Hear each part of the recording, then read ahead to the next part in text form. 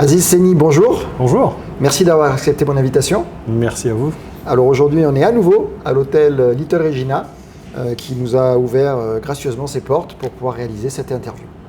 Alors dans un premier temps, peut-être, est-ce que vous pouvez juste un petit peu vous présenter d'où vous venez, un petit peu votre cursus professionnel, puis ensuite on rentrera dans les questions en détail. Alors bonjour à toutes et à tous, je suis Aziz Seni, j'ai 48 ans, je suis marié, j'ai un petit garçon de 11 ans.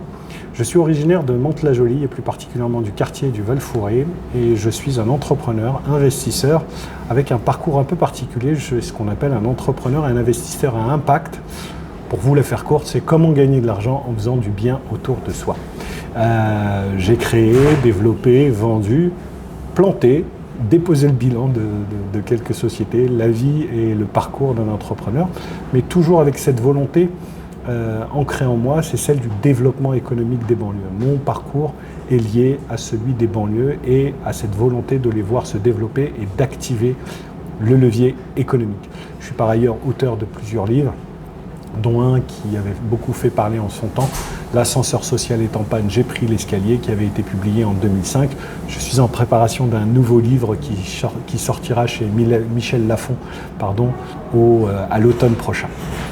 Oui, j'ai vu votre passage télé à l'époque chez Ardisson, je crois. Vous étiez Tout passé, à fait, voilà, c'était chez Ardisson. où vous expliquiez ce livre et vous étiez déjà dynamique, motivé pour faire les choses. Je crois qu'il y avait Laurent Baffy qui était là pour faire quelques blagues.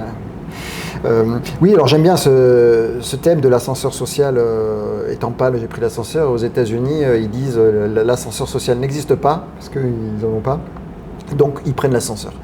Donc moi je vous ai connu par cette initiative que vous avez, enfin double initiative, et on va en parler. La première qui s'appelle Quartier d'affaires, je crois que c'est ça, c'est votre association. Association.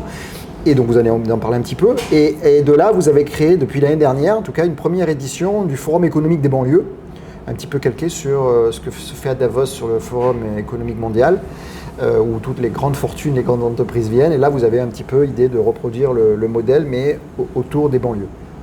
Tout à fait. On a d'abord créé, en janvier 2023, l'association Quartier d'affaires, qui part d'un constat, c'est que ces dernières années, beaucoup de choses ont été faites dans ces banlieues, dans ces quartiers.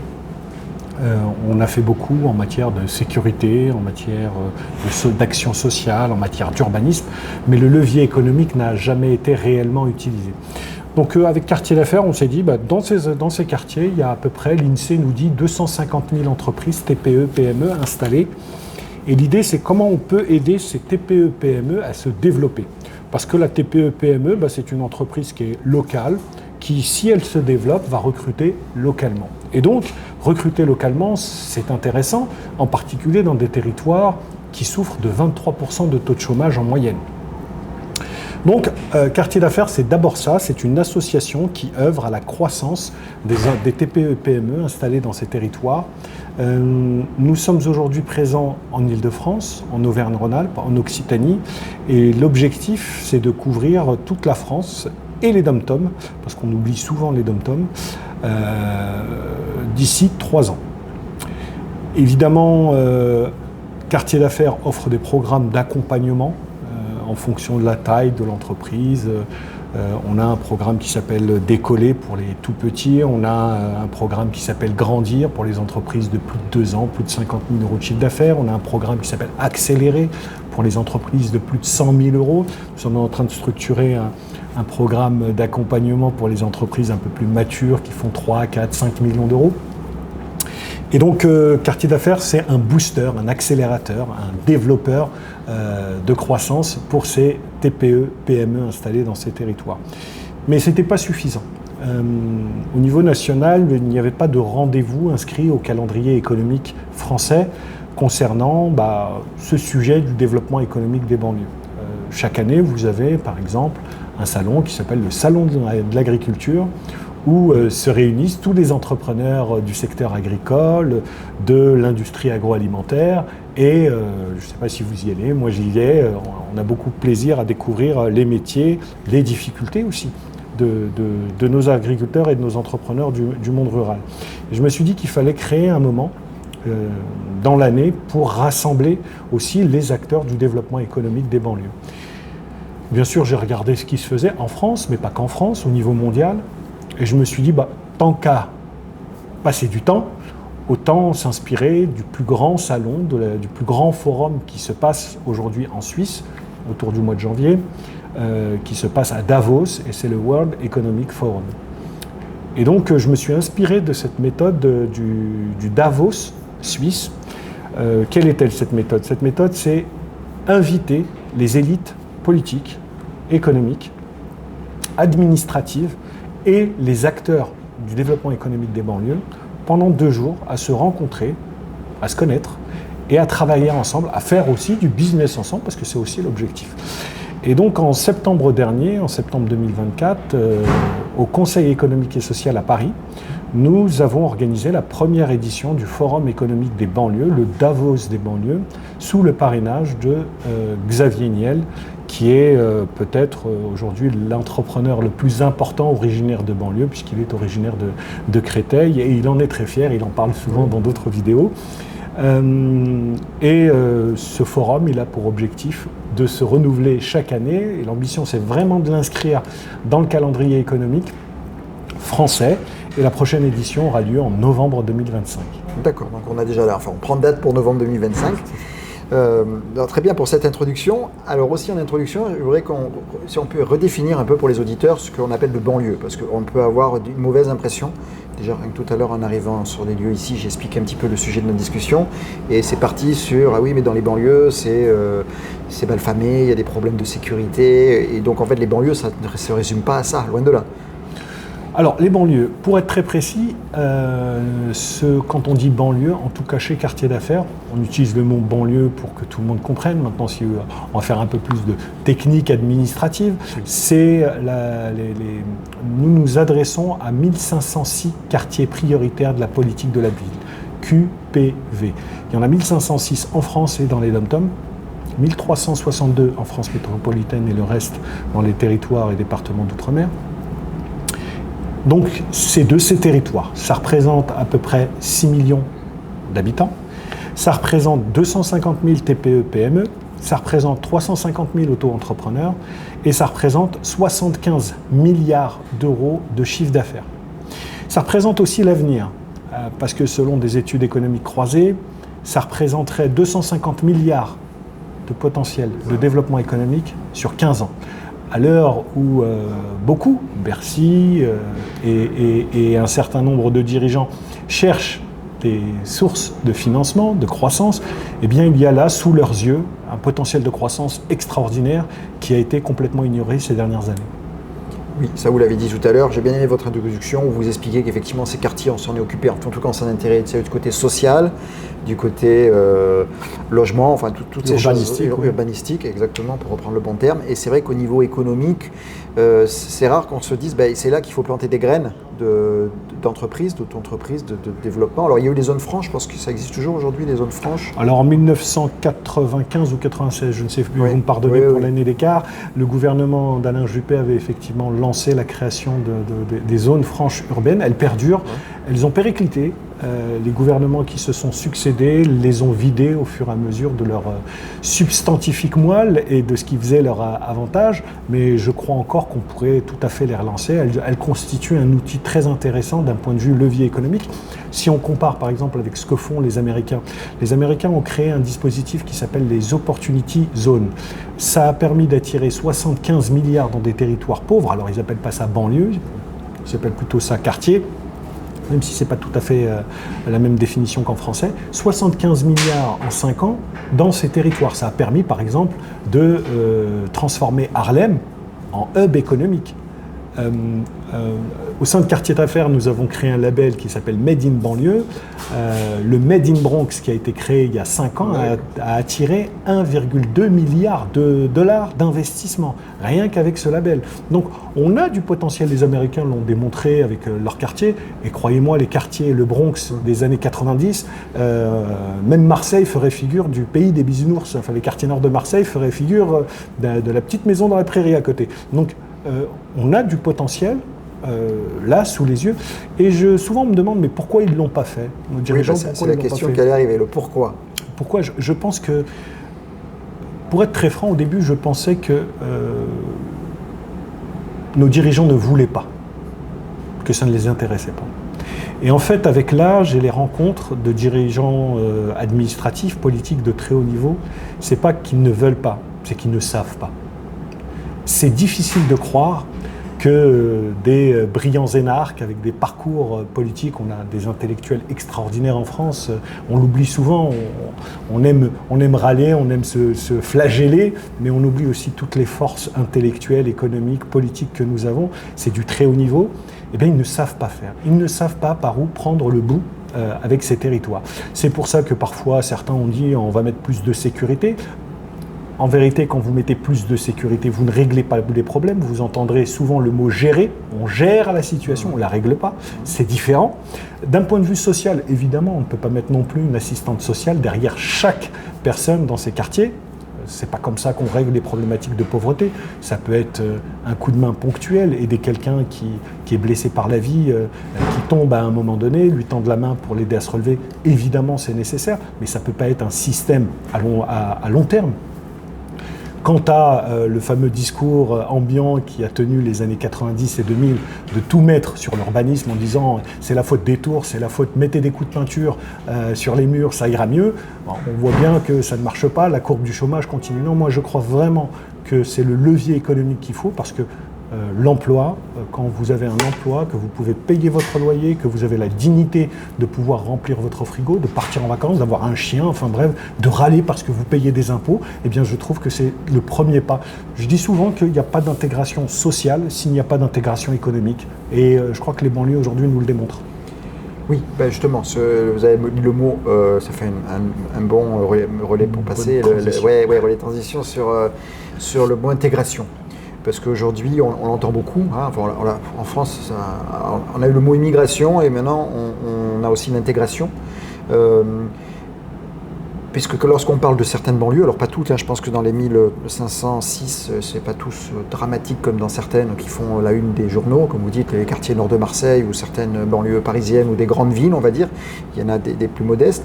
Est-ce qu'il n'y a pas, et c'est une question ouverte hein, de quelqu'un qui connaît et qui fréquente ces quartiers, un problème d'intégration de ce que disait la dame là qui nettoyait la pièce avant qu'on arrive.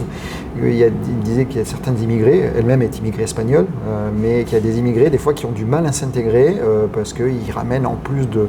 Enfin, ils ramènent, je ne peux pas dire le mot péjoratif, mais aussi une culture où des fois une non-envie de s'intégrer, où c'est juste de la mythologie, où c'est effectivement un petit nombre, et dans ce cas-là, quels seraient les leviers pour arriver à les faire participer à la société française? Alors tout à l'heure, moi je parlais d'intégration sociale et d'intégration économique. Là, vous allez sur un autre champ qui est celui de l'intégration des immigrés. Alors, c'est très important. De qui on parle? Si on parle de gens qui ne sont pas français, qui sont arrivés pour s'installer, on peut parler d'intégration. Si on parle de jeunes, de moins jeunes, qui sont nés en France, qui ont grandi en France, on parle de Français. Ce sont des Français. Oui. Ça, c'est une distinction très importante à faire. Les éléments de langage sont extrêmement importants. Oui, c'est très sensible dans ces domaines-là. Donc, pour ceux qui viennent d'arriver, qui sont dans un parcours, je suis dans un pays étranger, je viens en France parce qu'on a besoin de moi, parce qu'on m'a proposé un travail ou parce que tout simplement j'espère et j'aspire à mieux et que je suis rentré de façon légale, c'est-à-dire qu'on m'a invité. Moi, je vous pose la question. Vous ne trouvez pas que c'est un hasard exceptionnel de voir des immigrés tous cantonnés au même endroit, dans les mêmes logements sociaux?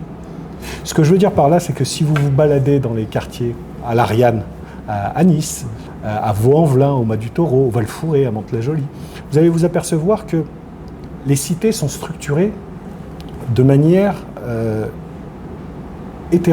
homogène par bloc. Vous avez le bloc maghrébin, vous avez le bloc subsaharien, vous avez le bloc indo-pakistanais, vous avez le bloc turc. Qui a décidé de structurer les banlieues comme ça? Qui décide dans les commissions d'attribution de logements des HLM de mettre les Turcs avec les Turcs, les Maghrébins avec les Maghrébins et les Subsahariens avec les Subsahariens, les Indo-Pakistanais avec les Indo-Pakistanais? Qui décide? Et ensuite, vous avez ces gens, ces petits bonhommes gris, en costume gris, qui décident de l'attribution des logements. Les mêmes, vous les retrouvez à l'Assemblée nationale ou sur des plateaux télé, la main sur le cœur, vous dire « nous sommes contre le communautarisme ». Les mêmes qui structurent le communautarisme sur le terrain sont ceux qui appellent à ne pas faire de communautarisme. Évidemment, la bonne solution, ce serait de ventiler et d'attribuer des logements avec une plus grande mixité ethnique. Ça, c'est le premier point. Le second point, concernant l'intégration sociale des Français qui sont là, dont les parents peuvent venir d'ailleurs, d'Afrique, d'Asie, d'Amérique du Sud, des pays de l'Est, eh bien, cela, c'est un autre sujet. Le sujet de leur intégration, il est d'abord et avant tout intégration sociale. Sociale au sens économique. Vous en avez qui ne sont pas français, qui doivent peut-être apprendre la langue, qui doivent apprendre l'histoire du pays qui les accueille, qui doivent apprendre la culture, etc. Mais vous en avez d'autres qui n'ont pas besoin de les apprendre puisqu'ils sont nés là. Ils le sont de français. Ils ont appris pour beaucoup à l'école ce qu'était leur pays, ils connaissent parfois la Marseillaise, ils soutiennent l'équipe de France quand elle joue au foot, etc., etc. Donc ils sont déjà, ils ont une fibre patriotique. Je dis souvent, on me dit souvent que c'est de la plaisanterie, mais il y a un petit message derrière. Le premier pas du patriotisme, c'est quand je mets mon drapeau ou mon maillot bleu, blanc, rouge devant un match de foot et que je soutiens mon équipe. C'est ça le premier pas vers le patriotisme. Ça dit beaucoup de choses. On pourra y revenir. Donc on a cette intégration des primo-arrivants, qui est une chose, et puis l'intégration sociale, économique des Français qui sont là. Et d'ailleurs, ce n'est pas un sujet uniquement de banlieue, c'est aussi un sujet dans la ruralité et dans d'autres coins. Mais là, il est plus concentré. Là, il est plus concentré parce que c'est vrai, la banlieue souffre d'une image liée à une forme de réalité. Il y a des difficultés en banlieue, il y a des problématiques de drogue, il y a des problématiques d'insécurité, il y a des problématiques liées au radicalisme religieux. Tout ça, il ne faut pas le nier, évidemment. Mais vous avez 99% de la population qui est là qui souffre de ces clichés-là, qui souffre de cette minorité qui pourrit la vie. Et lorsqu'on fait des études sur l'emploi, sur les discriminations liées au nom, liées à l'origine, liées au code postal, parce que vous pouvez être blanc et habiter le Val-Fouré, je peux vous dire que ce sera un peu plus compliqué que si vous aviez mis Versailles sur votre CV. Évidemment que tout ça existe. Mais le sujet aujourd'hui, c'est vraiment le développement économique et d'activer le levier économique sur ces territoires. Vraiment, c'est le sujet parce que vous discutez avec des policiers, peut-être que vous en inviterez, des flics de haut vol, discutez aussi avec des gens de l'action sociale et des gens qui sont très engagés sur le sujet, ils vous diront c'est le levier économique qui peut régler une bonne partie de nos problèmes parce que on pourra mettre tous les policiers qu'on veut et toutes les assistantes sociales qu'on veut, c'est pas comme ça qu'on réglera les problèmes ou les principaux mots MAUX dans ces territoires. Non mais ça, je vous rejoins complètement sur la partie, alors vous avez donné plusieurs sujets, hein. Je vais le faire à l'envers sur le dernier point que vous avez dit, j'y reviendrai après. Non, je vais plutôt commencer par la suite, l'autre, parce qu'on ne va pas en parler plus. Et donc par rapport à la mixité sociale, ça je suis tout à fait d'accord, j'ai dans les propositions que je ferai, je vous en parlerai, c'est l'idée d'abandonner le logement social comme logement social, c'est-à-dire aujourd'hui on dit un logement social, je vais faire vite, hein. C'est un logement qu'on construit à un endroit, qui est du béton, comme vous dites, des tours à tel endroit, ou peut-être des tours un peu plus jolies aujourd'hui, mais ça reste figé. Et les gens une fois qu'ils sont dans le logement social, ils sont figés, ils sont dans un environnement. L'idée, moi, c'est plutôt de parler de, certains think tanks l'ont abordé, plutôt de dire le foyer social. C'est-à-dire que vous êtes considéré parce que vous avez un certain type de revenu comme un foyer social, et cette identité foyer social vous permet d'aller n'importe où, en fait, avec une garantie de l'État un petit peu comme Visal, vous savez, pour se loger. Et donc, en fait, lorsque vous êtes, plutôt que qu'on construise un logement social quelque part dans lequel on va vous mettre, parquer, entre guillemets, pour être péjoratif, même si je ne veux pas l'être, vous allez avoir un dossier social, entre guillemets, mais personne ne le saura, parce que vous avez comme une garantie Visal, et vous pourrez louer avec, par exemple, 1 000 € par mois, c'est ce qui vous est accordé, un logement n'importe où vous pouvez avoir 1 000 €. Voilà. Et ça serait un pass, et en fait, ça ouvrirait les 46 millions de logements aujourd'hui en France, alors peut-être pas sur les Champs-Élysées, hein, ou à tout le monde. Et ça éviterait de devoir y rester ou de bouger. Parce que pareil, lorsque vous allez avoir dans ces quartiers sociaux un logement social, parce que vous êtes dans les chiffres pour le social, parce que monsieur a un mauvais travail, madame aussi, ou pas du tout. Mais le jour où ils vont avoir ce travail-là, le fait d'être dans un logement social, c'est que soit vous partez pour laisser la place à d'autres, donc ça vous déracine, ça vous fait des amis, vous avez une vie de quartier, soit vous restez et vous prenez la place d'autres personnes qui pourraient être dans le logement social.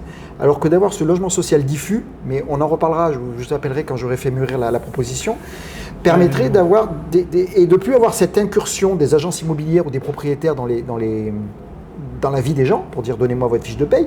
Si moi demain, je fais un petit bout de, j'ai investi dans des appartements sur Nice, je loue, et bien sûr on regarde les revenus parce qu'on ne veut pas avoir un impayé, parce que c'est qu'on a un crédit à payer, des charges, les taxes, personne ne vous attend lorsque vous avez un loyer qui ne rentre pas. Mais le fait de dire voilà, je m'appelle Aziz Seni ou Philippe Agnelli ou peu importe, j'ai une garantie par l'État de mon loyer à 1 000 €. Je pense qu'il y a beaucoup plus de propriétaires qui ouvriraient et ça permettrait la diffusion de gens qui veulent s'intégrer, travailler et des fois se rapprocher, parce que vous dites. Alors, il y a une là-dessus, pourquoi pas. Il faudra tout de même, je vous y invite, regarder par un autre angle. C'est que ça fait bientôt plus de 10 ans qu'on a un déficit de construction de 300 000 logements par an. Aujourd'hui, s'il y a une crise et de la tension sur le marché immobilier, c'est parce qu'on manque de logements, on n'a pas assez construit. Donc même si on avait toutes ces solutions parfaitement huilées pour faire ce parcours du locataire, ça ne réglerait pas le problème parce qu'il faut construire. Et construire, c'est là encore, on y revient, un sujet économique. Il faut de la place, il faut des acteurs et il faut de l'argent. Le sujet, c'est qu'aujourd'hui, depuis 10 ans, on a 300 000 logements en moins chaque année, on est en déficit. Alors, on a plus de gens qui ont besoin d'appartements que d'appartements disponibles et c'est pour ça que les loyers dans certains endroits s'envolent et c'est pour ça aussi que sur certains logements sociaux, les gens n'ont pas envie de partir parce qu'ils en ont un et ils s'y accrochent. Est-ce qu'on peut leur en vouloir ? Non, justement, c'est pour casser le système. Alors juste, après on va passer à autre chose parce qu'on peut parler que du logement. Oui. Mais alors le logement, en fait, il y a il y a plus de logements en France que de foyers. Le problème, c'est qu'ils ne sont pas au bon endroit. C'est sûr que dans les petits villages ou les ruralités, on ne veut pas y aller. Il y a énormément de logements vides en France. Une des problématiques c'est mon avis, mais on en reparlera. Il y a des gens qui ne veulent plus louer leurs appartements. Ou des gens qui ne les louent plus. Il y a aussi ça. Il y a aujourd'hui les passoires thermiques qu'on veut éliminer alors que c'est quand même du logement. Là, j'ai d'autres solutions, on ne va pas en parler maintenant. Donc, effectivement, il y a du logement à construire, mais de le construire. Vous savez qu'aujourd'hui, 26% des Français sont éligibles au logement social par rapport aux revenus.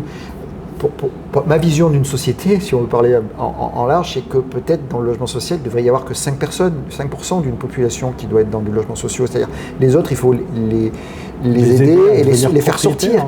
Et justement, et quand on dit qu'il faut qu'il y ait 26, moi ça me gêne toujours de dire dans tous les quotas, et ça veut dire qu'on s'arrête à ça. C'est-à-dire qu'il faut qu'il y ait 26%, c'est-à-dire qu'on condamne 26% de la population à vivre dans les logements sociaux. Évidemment, l'idéal et l'ambition, ce serait d'avoir une France de propriétaires, des gens qui soient propriétaires de leur appartement. Moi, ce serait mon idéal, que chacun ait sa maison, son appartement, selon ses choix, et que lorsqu'il a envie de déménager, il la vende, et il fasse sa petite plus-value, il va acheter plus grand, ou il est plus petit parce que les enfants sont partis, etc. Oui, le sujet du logement, c'est un gros sujet, mais on en reparlera parce que je pense que vous avez des pistes et moi j'ai besoin de challenger mes idées avec des personnes qui sont aussi sur le terrain comme vous, mais voilà. C'était pour parler de ça. Et le deuxième partie, alors c'était quoi ? C'était sur le volet économique parce que je voulais qu'on y revienne. J'ai perdu le fil, mais c'est pas grave, on va se rattraper autre chose. Donc, oui, vous avez raison. Donc il y a l'économie, bien sûr, c'est tout. Une fois qu'on a des meilleurs revenus, on peut faire plein de choses mieux, un meilleur logement, un meilleur environnement pour les enfants pour travailler, un meilleur accès à tout. Il y avait deux choses. Donc, ce que vous l'avez dit tout à l'heure, oui, c'était par rapport à la discrimination. C'était une question que j'avais à vous poser parce que dans l'émission où vous passiez à l'époque.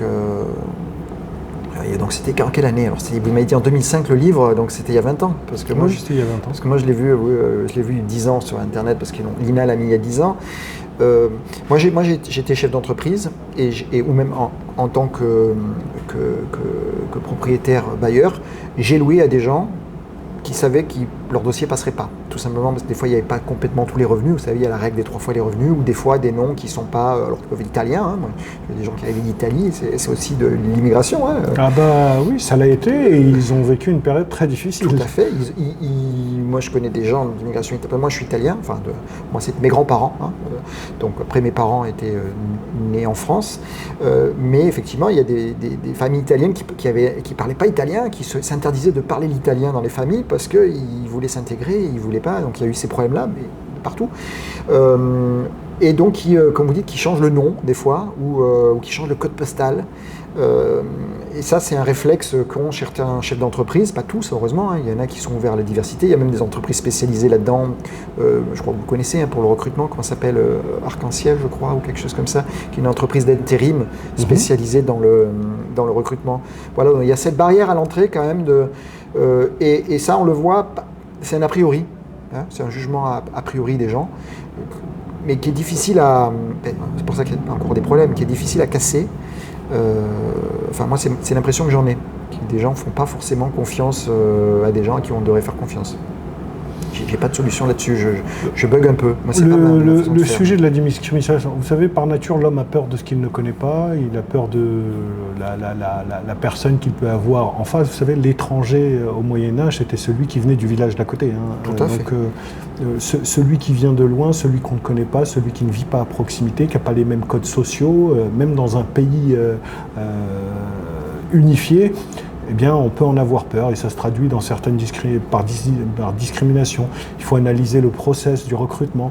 La première source de recrutement en France, c'est pas Pôle emploi, c'est pas France Travail, c'est la cooptation, c'est le réseau.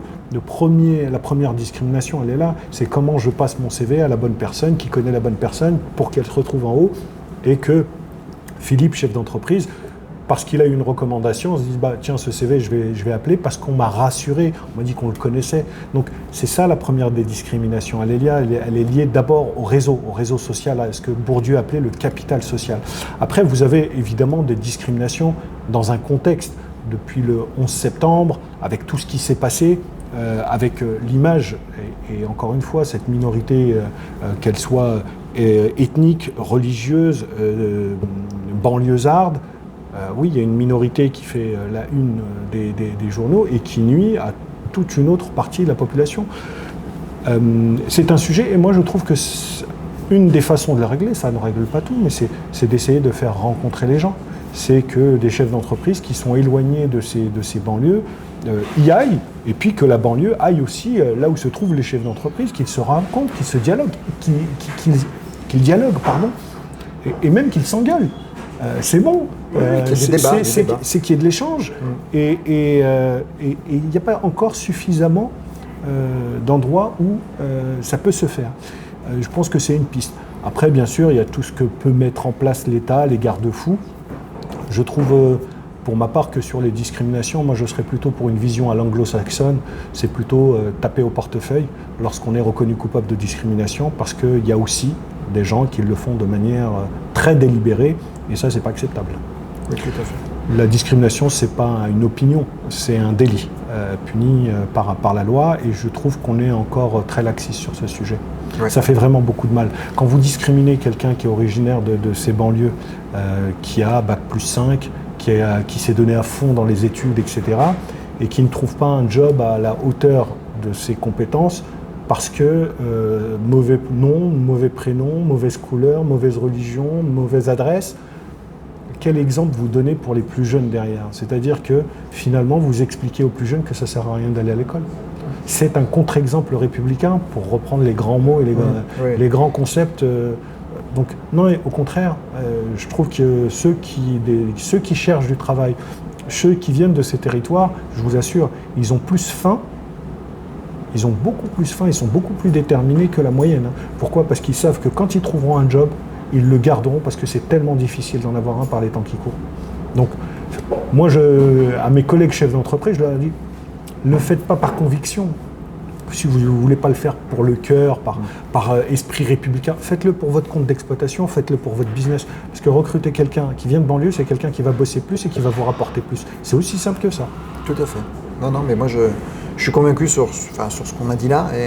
Mais bon, le problème est là depuis 40 ans, enfin même avant. Si on reprend dans les années 80, moi je vois beaucoup dans les chansons françaises. On reprend du Balavoine des années-là. C'est la chanson Quand on arrive en ville. Je ne sais pas si vous la connaissez. Voilà, ça décrit. On pourrait la remettre à aujourd'hui. Et entre-temps, il s'est passé 45 ans. Bon, on ne va pas revenir sur tout ce que vous avez dit tout à l'heure. Et en même temps, vous avez un sondage IFOP qui a été commandé pour le Forum économique des banlieues en partenariat avec la Fédération bancaire française, qui dit que vous avez un Français sur deux qui dit qu'on n'en a pas fait assez pour le développement économique des banlieues. c'est que la discrimination n'est pas j'entends souvent la France est raciste ou le système est raciste. Non, c'est pas vrai. Vous avez des gens qui reconnaissent que dans ces territoires, on n'en a pas fait assez d'un point de vue économique. Je parle bien d'un point de vue économique. Donc, comment voulez-vous que ça fonctionne dans des territoires où il y a 23% de taux de chômage? Comment ça peut fonctionner quand vous avez 42% de taux de pauvreté dans des poches comme ça, mais n'importe où dans le monde, ça ne fonctionnerait pas, que vous soyez aux États-Unis, en Chine ou je ne sais où. Des territoires avec 42% de taux de pauvreté, ça ne fonctionne pas. Vous pouvez pas. C'est une source à problème. Que des pauvres réunis ensemble, une grande partie, un quart, ne trouvent pas de travail, etc. C'est une cocotte minute sociale. La cocotte minute, elle s'exprime dans les urnes, on l'a vu en 2022. Soit c'est de l'abstention, soit c'est un vote extrême, ou bien dans la rue.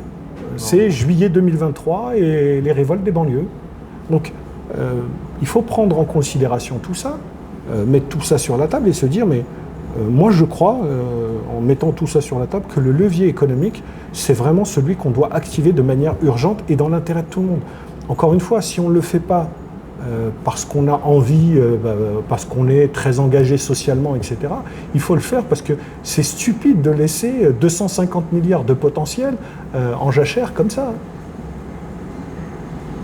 Oui, et puis cette force vive, comme vous dites, cette partie de population jeune, motivée, souvent éduquée, hein, on parlera après un petit peu d'éducation, mais et ce côté, l'économie, Estelle Duflo, je pense que vous connaissez, Esther Duflo, c'était prix Nobel d'économie et qui a beaucoup travaillé sur, alors pas en France, hein, sur l'extrême pauvreté, c'est-à-dire les pays où les gens vivent avec $1 par jour, voire même pas, et quoi qu'on tourne le système dans tous les sens, le meilleur moyen de sortir les gens de cette hyper-pauvreté, c'est de leur donner un moyen de travail, enfin un moyen capitaliste entre guillemets, c'est-à-dire on leur donne dans ces pays-là une vache ou des moutons ou une machine à coudre, un outil de travail, d'accord, un outil de production. Et avec, donc c'est l'économie, hein, c'est de les faire travailler. Et avec ça, c'est comme ça qu'on pérennise le plus. Alors, ils ont essayé, ils ont fait des quartiers, là on leur donnait de l'argent pour se vivre, et il y en a où on leur donnait une machine à coudre, des moutons, de leur expliquer comment faire un élevage de lapins, comment avoir des vaches et faire du lait. Tous les gens à qui on a donné un petit capital au départ, ce sont tous, et bien sûr il y en a qui peuvent se planter, comme vous l'avez dit tout à l'heure, un entrepreneur, il a une boîte et puis il peut avoir un accident de parcours ou se tromper, ou le business model ne fonctionne pas, mais globalement, lorsqu'on met le pied à l'étrier à des gens, qu'on leur donne leur chance, et au côté économique, en général, ils s'accrochent à ça et ils développent.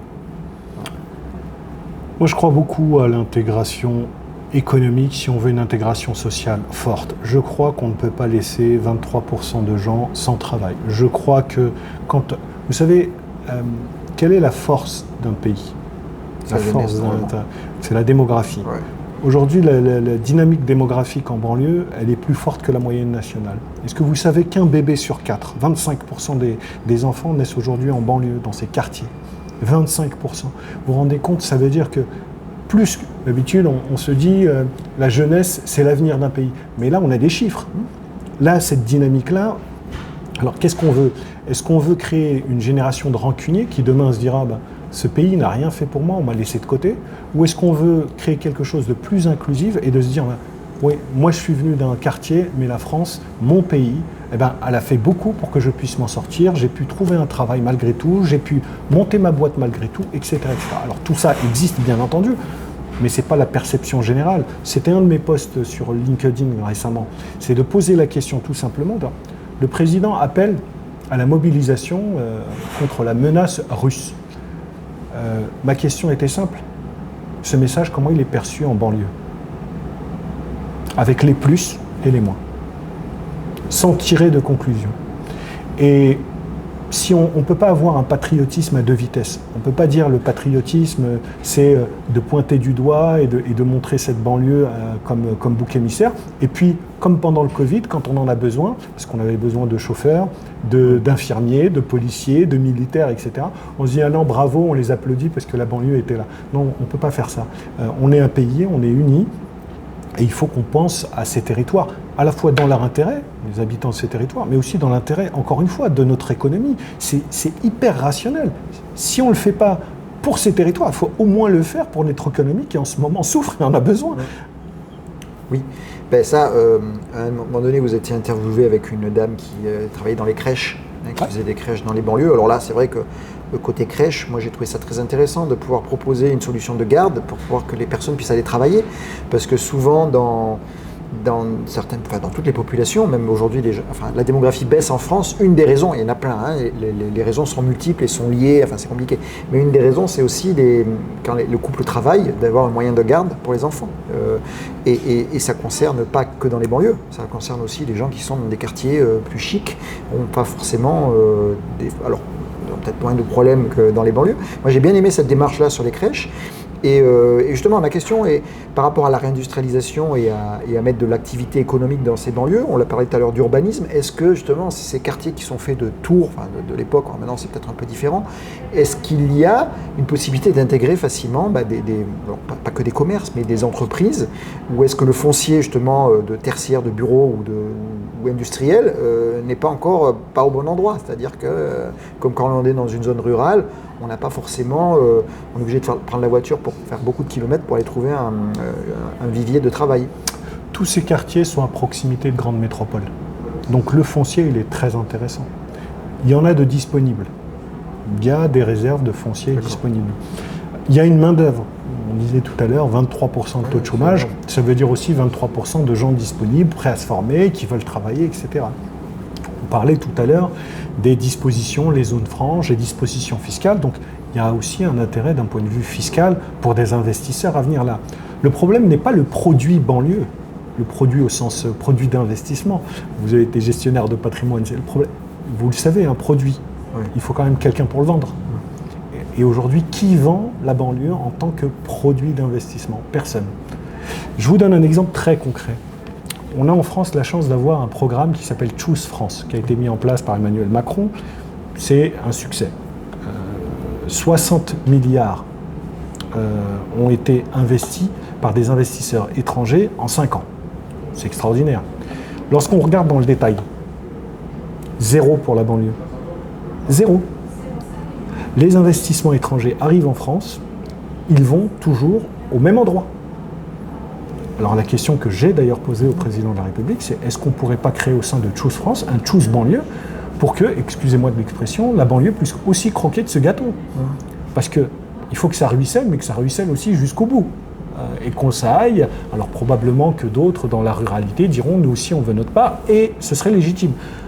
En tout cas sur les banlieues, force est de constater qu'il n'y a pas d'investissement étranger dans ces territoires, ou très peu. Donc la question, elle est aussi dans la structuration, la manière de vendre le produit banlieue à des investisseurs. Le produit est mal structuré, pour ne pas dire pas du tout structuré. Oui, c'est ce que j'ai dit, il n'est pas du tout vendu, même le contraire. Dans les médias, on casse plutôt du... Enfin, chaque fois qu'on parle de banlieue, c'est toujours... Enfin, toujours, il ne faut pas dire toujours, mais dans beaucoup de cas, quand on entend la banlieue à la télé ou dans les médias, c'est souvent négatif. Et c'est pour ça que les discours comme le vôtre me plaisent, parce que c'est des discours qui vont à contresens de l'idée reçue et de l'idée... Alors, je ne sais pas si c'est une idée qu'on veut mettre, en tout cas c'est une idée qui est une ambiance. Si on parle là tout à l'heure, faire un micro-trottoir sur les banlieues, l'image n'est pas toujours positive. Elle est même totalement et souvent très négative, ça je vous l'accorde. Mais c'est à nous, parce qu'il y a une part de responsabilité. On a parlé des médias, on a parlé des hommes et des femmes de politique de droite ou de gauche, mais il y a aussi une responsabilité de ceux qui viennent et qui sont de banlieue. Il y a Karine James qui dit dans un de ses raps, qu'avons-nous fait pour nous-mêmes? Qu'est-ce que nous, qui avons grandi, qui avons vécu, qui travaillons en banlieue, qui avons ce brin d'ADN, certains sont fiers de leur Corse natale, d'autres de leur Bretagne, d'autres de leur Alsace. Moi, je suis très fier d'être de banlieue, comme l'est Xavier Niel, comme le sont d'autres. Qu'est-ce que nous avons fait pour nous-mêmes, pour ces territoires? On ne peut pas tout attendre d'en haut. L'État ne peut pas tout. Et donc, c'est pour ça que nous avons créé Quartier d'affaires, c'est pour ça que nous avons créé le Forum économique des banlieues, c'est pour ça que nous créons actuellement un label qui s'appelle Made in banlieue, à l'image de ce qui se fait au Made in France. Et le Made in Bronx a très bien fonctionné. On fera aussi bien que les Américains parce qu'on n'est pas plus bêtes. Et nous avons créé, et nous sommes en train de créer, le Choose banlieue au sein de Choose France. Il nous appartient de remettre de la banlieue à chaque niveau de réflexion stratégique d'un point de vue économique. Il faut que ce soit nous qui le fassions. Parce que mon constat, il est simple, c'est que je ne vais pas citer des organisations, je les ai toutes rencontrées. Celles qui connaissent les banlieues, leur territoire, les problématiques, les chiffres, et qui ont vraiment un intérêt je dirais, inscrits viscéralement dans leur trip, j'en ai pas croisé beaucoup. Oui. Moi, j'ai beaucoup de respect pour un agriculteur qui se bat pour sa ruralité. J'ai beaucoup de respect pour un Corse qui se bat pour son île. Je veux aussi qu'on ait des banlieusards et qui soient fiers de ce qu'ils sont, mais aussi qui se battent pour eux-mêmes. C'est normal, c'est légitime. Évidemment, il y a un cadre. Il faut que ce soit cordial. On peut bousculer les gens, mais en restant cordial, parce que la machine, il faut la bousculer, sinon elle ne bouge pas. Tout à fait. Et ce Made in banlieue, ça regroupe quoi? Alors, ce label, c'est dire quoi? Il y a des produits qui sont fabriqués là-bas, des entreprises, des formations? Alors, le label Made in banlieue, il est aujourd'hui le référentiel, puisque quand vous faites un label, il faut un référentiel. On le fait avec l'AFNOR, que vous connaissez, donc c'est très sérieux. Carré. Et ce label, ce référentiel comporte 2 volets. Je vais résumer. Un volet qui est un peu process. On va labelliser des entreprises pour dire qu'elles sont bien organisées en interne, qu'il y a un système d'information, qu'il y a des fiches de poste, qu'on sait qui fait quoi, que l'informatique est bien sécurisée, etc. Donc ça, c'est de manière très vulgarisée, c'est un peu le côté process de l'entreprise. En ayant le label Made in banlieue, c'est que vous êtes organisé et vous êtes structuré. Et puis il y a un deuxième volet qui est un volet qui est lié aux achats responsables. Alors là, on va rentrer un petit peu dans la législation. Je vous la fais très vulgarisée. Il y a une directive européenne qui s'appelle CSRD, qui va obliger, et qui oblige, depuis janvier 2025, les grands groupes à faire des achats un peu particuliers, ce qu'on appelle des achats responsables. C'est-à-dire à trouver des fournisseurs qui sont par exemple dans des territoires pauvres. C'est le cas des TPE-PME. Donc nous, dans le label, on a mis tous les critères qui sont alignés avec la CSRD et les normes ESG, qui sont des normes à impact social. Et donc quand l'entreprise sera de banlieue et labellisée Made in banlieue, le directeur des achats de L'Oréal, d'Accor, etc., quand il verra labellisé Made in banlieue, il dira ça, non seulement c'est un fournisseur sérieux, mais en plus ça va me régler un problème à moi, fournisseur, parce qu'il faut que je rende des comptes sur la directive européenne à la fin de l'année. Donc hop, je vais me récupérer et ça me facilitera le travail. Donc qu'est-ce qu'on fait avec ce label? C'est que simplement on donne une clé aux entreprises installées en banlieue pour pouvoir être référencées auprès des grands groupes privés. On aura dans un deuxième temps à travailler avec les appels d'offres publics. Oui. Et là, ça risque d'être très très compliqué parce que la législation sur les appels d'offres publics et la loi est très compliquée à bouger. Oui, en fait, là, ce que vous avez expliqué, ce label-là, c'est un fléchage un petit peu, pas de l'épargne, mais des achats. Ouais. C'est un petit peu ce qu'on a toujours attendu en Europe et en France sur le Small Business Act aux États-Unis, qui fait justement dans la commande publique de commander à des petites entreprises. Là, c'est aussi de commander aux petites entreprises qui sont dans les banlieues. Qui sont dans les banlieues. Alors, dans le référentiel, il y a, pour être labellisé, il faut recruter localement, il faut prendre des stagiaires. Enfin, il y a des choses très très concrètes et qui sont contrôlées. Et ensuite, les vérificateurs, les auditeurs, pour reprendre le terme, de l'AFNOR, iront tous les 2 ans vérifier dans l'entreprise pour voir si le label a été respecté. En tout cas, le référentiel du label a été respecté. Oui, d'accord. Écoutez, moi c'est pas mal. Sur toutes ces solutions, vous l'aurez constaté, ça coûte 0 à l'État. C'est des initiatives privées où tout le monde y gagne. Les acteurs privés sont privés et leur objectif c'est quand même de gagner de l'argent. Et en même temps, on a un impact social très concret sur les stages, sur l'alternance, sur l'emploi dans ces territoires. Notre vision avec Choose Banlieue et Choose France, c'est aussi d'essayer d'attirer des investisseurs et de passer, ce que vous disiez tout à l'heure sur les logements, c'est de passer de la cité dortoir, parce que ces cités ont été structurées pour que les gens y dorment, partent le matin et rentrent le soir, d'une cité dortoir à une cité productive. Je ne dis pas qu'elles ne sont pas productives aujourd'hui, il y a des gens qui travaillent, mais qui vont travailler.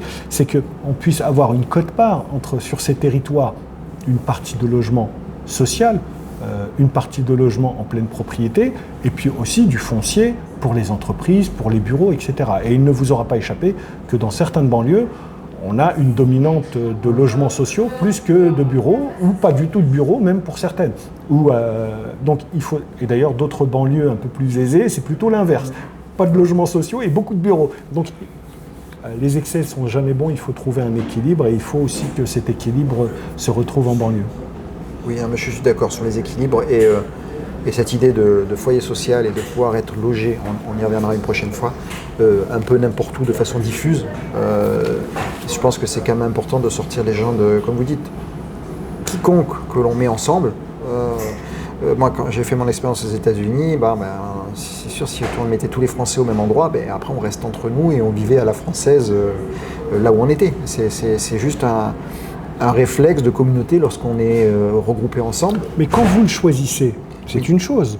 Si vous et moi, on prend l'avion, on va à New York, c'est notre instinct qui va nous guider à dire bon, où est le quartier français, nos premiers pas, on va les faire avec les Français. Pourquoi ? Parce qu'ils nous connaissent et en plus, ça va être notre sas pour cette société américaine qu'on ne connaît pas encore, etc. Ça, c'est une chose. C'en est une autre de subir et de dire Monsieur Philippe, vous venez d'arriver, on va vous mettre. Mais vous auriez beau dire non, mais je ne veux pas y aller. Si vous n'avez pas le choix, c'est ça ou c'est rien. Et aujourd'hui, ce qui se passe avec le logement social, c'est ça. C'est monsieur, vous êtes d'origine africaine subsaharienne, on va vous mettre là. Et si vous dites non, mais moi, j'ai pas envie d'être avec mes camarades du village, je suis pas venu ici pour vivre avec mes camarades du village, je veux être ailleurs. Monsieur, c'est ça ou rien ? Et évidemment que vous prenez. Ouais. Et c'est encore une fois, je le dis, c'est pas un hasard si dans tous les quartiers de France, on a des blocs homogènes comme ça, ethnico-religieux, avec maghrébins, turcs, etc. C'est vraiment pas un hasard. Et je pense qu'il faut interroger les commissions d'attribution de logement. Oui, pourquoi ils font ça D'abord, qui fait ça Qui c'est l'attribution oui, mais qui donne les ordres ? D'où vient cette directive ? Qui l'applique ? Et pourquoi ? On est à l'ère de l'intelligence artificielle, on pourrait très bien avoir un logiciel qui ventile les personnes en fonction de leur profil social et non pas en fonction de leur origine ethnique ou religieuse. Tout à fait. Donc c'est un sujet. Non, mais c'est un sujet qu'il faut prendre à bras le corps aussi. C'est un beau lapsus. Oui, c'est un beau lapsus. Des fois, il y a des lapsus qui valent le coup. Non, mais ça me fait penser, comme je vous ai dit, moi j'ai un appartement que j'ai récupéré après un viager, donc qui était dans son jus, et j'ai profité de l'ANA pour le réhabiliter. Et en contrepartie, je devais le louer en logement social avec intermédiation. Et effectivement, c'est quelqu'un issu de l'immigration, quelqu'un qui vient d'arriver, pas quelqu'un de, comme vous disiez tout à l'heure, pas un Français. Mais cette personne-là se retrouve dans un immeuble complètement classique, c'est-à-dire qui n'est pas dans un quartier de banlieue et qui n'est pas une tour, comme vous dites, avec juste des personnes. Et ça, je trouve que c'est intéressant. Le truc, c'est qu'il n'y en a pas assez. C'est vraiment du goutte à goutte. Voilà, et je trouve que c'est pour une intégration. Pour un primo-entrepreneur, je trouve que c'est la meilleure façon de s'intégrer dans une société qu'on ne connaît pas. D'arriver, moi il m'est arrivé de passer 4 ans au Sénégal pour y avoir créé une société là-bas. J'ai pas souhaité habiter avec les Français. Mon appartement était dans un quartier de classe moyenne sénégalaise parce que je voulais comprendre et côtoyer les Sénégalais au quotidien et savoir de quoi ils vivaient, comment ils voyaient le monde, leur société, etc. Et ça vous permet de mieux comprendre le pays et la société dans laquelle vous êtes. Évidemment, si vous mettez, pour reprendre votre exemple, si on va à New York et qu'on reste qu'entre Français, la compréhension de la société américaine, de son esprit et de tout ce qui n'est pas palpable, ça va être un peu plus compliqué si on côtoie tous les jours des Normands et des Bretons. Ce que vous venez de dire là me rappelait une anecdote. Bon, moi, c'était dans les années 2000, et donc j'étais à Palo Alto, parce que j'étais dans la tech. Et c'est à l'époque où est sorti le film East Palo Alto, Gangster Paradise. Je ne sais pas si vous voyez remettez la chose. Mais moi, je ne savais pas. Donc un jour, je suis allé avec ma voiture, j'ai passé le pont et je suis allé à East Palo Alto, le coupe-gorge, entre guillemets, mais sans le savoir, pour changer mes pneus. Et quand je suis revenu et que j'ai raconté à mon bureau que j'étais là-bas, ils m'ont tous pris pour des fous parce qu'ils pensaient que... C'est vrai que j'avais senti une petite insécurité à l'endroit où j'ai changé mes pneus. Les gens pensaient que j'étais de la police parce que peut-être qu'ils n'avaient jamais vu un blanc dans le quartier. Mais bon, j'en suis revenu. Et même pour vous dire, après, je me suis inscrit à un programme, parce que vous savez, les Américains, les grosses boîtes ont des programmes de volontaires. Et je suis allé faire de la lecture dans des écoles. C'était des écoles de East Palo Alto, justement. Donc j'étais accueilli de façon sécurisée. Et c'est vrai que c'était des quartiers assez, on va dire, très populaires. Et je me rappelle, j'ai lu Le Petit Prince. Alors je l'avais acheté en anglais. Et j'ai lu, bon pas tout, hein, mais je lisais quelques chapitres du Petit Prince à des étudiants, c'était des écoles primaires, voilà, et avec des professeurs qui étaient ravis, qui ont dit ce livre a l'air génial, on va l'acheter. Donc, ouais, un petit moyen de passer, mais voilà, c'était des fois, comme on dit, des fois ils ne savaient pas que c'était impossible, ils l'ont fait, parce que des fois, si on ne vous dit pas tout, vous le faites sans le savoir, et à la fin ça marche. Monsieur Seigny, est-ce que vous voulez aborder un autre sujet qu'on n'ait pas abordé? Parce que je pense qu'on a fait pas mal le tour. Non, dernière question, ça serait justement sur le prochain forum. Alors peut-être que c'est en novembre, vous n'avez pas encore toutes les pistes on en reparlera. On reparlera. De voir, non, c'est surtout le message des suivants, c'est qu'on a un potentiel économique extrêmement fort, qu'il y a des opportunités économiques très fortes dans ces quartiers, dans ces banlieues. Et notre combat, c'est celui de sensibiliser les investisseurs nationaux, internationaux, pour venir jeter un œil. Il y a vraiment des choses à faire et qui généreront de l'impact localement. Et évidemment, je préférerais que ce soit des investisseurs français qui le fassent plutôt que des investisseurs étrangers. Mais si ce sont des investisseurs étrangers, vu la situation et vu l'urgence, on ne dira pas non. Oui. Puis de toute façon, ça peut qu'engager un cercle vertueux. Comme vous l'avez dit, on donne du travail aux gens, les gens sont mieux. Passons d'épanouissement, ça passe par là. Enfin, aujourd'hui, dans notre société de consommation, ça passe beaucoup par le travail. Écoutez, merci. Merci à vous. Merci, à bientôt. À bientôt. Ça va, ça vous a plu? Voilà, cet épisode est terminé. Merci de l'avoir suivi. Comme d'habitude, je vous invite à approfondir par vous-même les sujets abordés. Sachez que je prends beaucoup de plaisir à réaliser ces épisodes. J'espère que celui-ci vous a plu. Si c'est le cas et que vous souhaitez me soutenir pour m'encourager à continuer, vous avez 3 moyens de le faire. Le premier, c'est de laisser une note, un avis ou un commentaire sur la plateforme d'où vous m'écoutez. Le deuxième, c'est de partager le podcast autour de vous, via vos réseaux sociaux ou simplement en parlant. Et enfin, le troisième moyen, c'est de me faire un don, avec cerise sur le gâteau, une réduction fiscale de 66%. Les liens sont dans la description de l'épisode. Je vous invite aussi à rejoindre la communauté grandissante des auditeurs sur le serveur Discord, afin de discuter au quotidien de tous ces sujets essentiels.